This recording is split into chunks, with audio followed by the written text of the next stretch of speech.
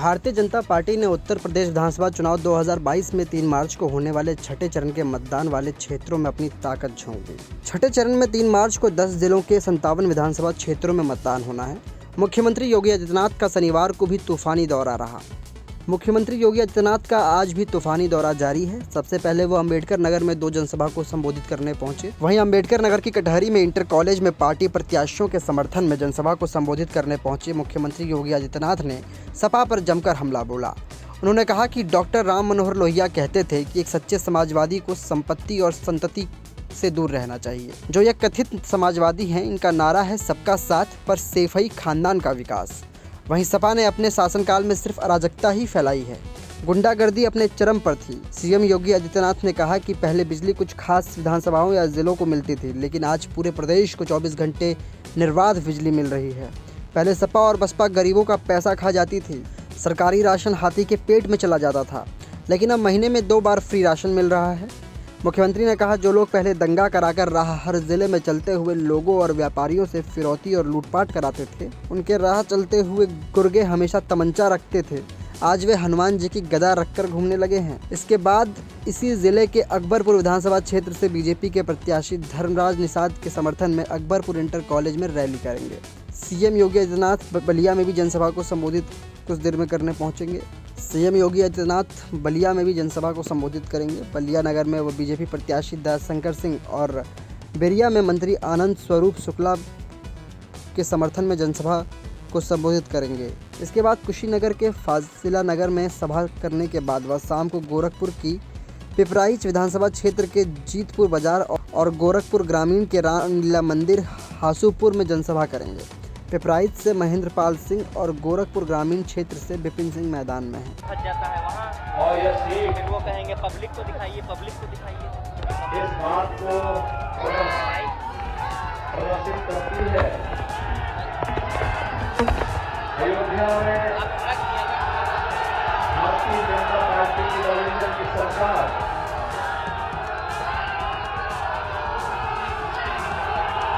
भगवान के नाम के भव्य मंदिर के निर्माण कार्य को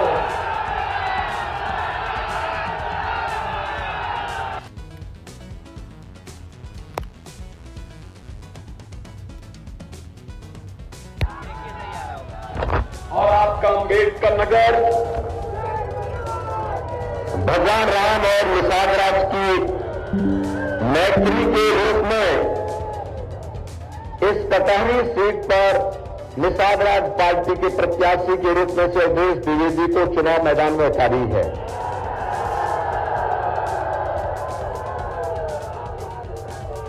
भाइयों बहनों, अम्बेडकर नगर की जब बात होती है तो डॉक्टर राम मनोहर लोहिया का स्मरण हो उठता है।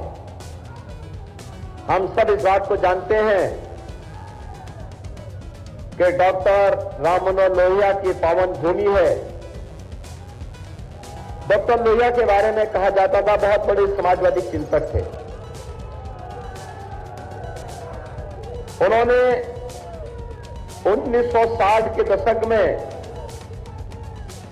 उत्तर प्रदेश के अंदर कई जनपदों में रामायण मेलों की शुरुआत की थी। लेकिन भाइयों बहनों, डॉक्टर लोहिया के वर्तमान के अनुयायी आज राम भक्तों पर गोली चलाते हैं। और भाइयों बहनों, उनके द्वारा राम भक्तों का अपमान किस रूप में किया जाता है, ये किसी से छुपा हुआ नहीं है। हम सब इस बात को जानते हैं कि राम मनोहर लोहिया कहते थे और राशन के साथ दाल, तेल और नमक मिला कि नहीं मिला? मिल रहा है ना? मुझे बताओ, क्या 17 के पहले ही मिलता था क्या? भाइयों बहनों, 12 से 17 के बीच ये सारा का सारा पैसा ये सारा का सारा जितना भी पैसा था ये समाजवादी पार्टी के गुर्गे खा जाते थे। और भाइयों बहनों, उससे पहले गरीबों का ये राशन बहन जी का हाथी खा जाता था। हाथी तो इस समय फिसल रहा है ना, कभी इधर जाता है कभी उधर जा रहा है। जब पिछली बार हाथी से लड़े होंगे, इस बार वो दूसरी पार्टी से लड़ रहे होंगे। अब उनसे पूछना चाहिए, जब हाथी उनका वजन नहीं संभाल पाई है तो साइकिल तो ऐसे पंचर हो जाएगा। होगा कि नहीं होगा? होगा ना। और जो ये राशन खाने वाले हैं गरीबों का, भाइयों बहनों, इन्हीं के लिए हमने बुलडोजर बनाया है। समझ गए ना बुलडोजर की ताकत को? ये पूर्वांचल एक्सप्रेस वे भी बनाता है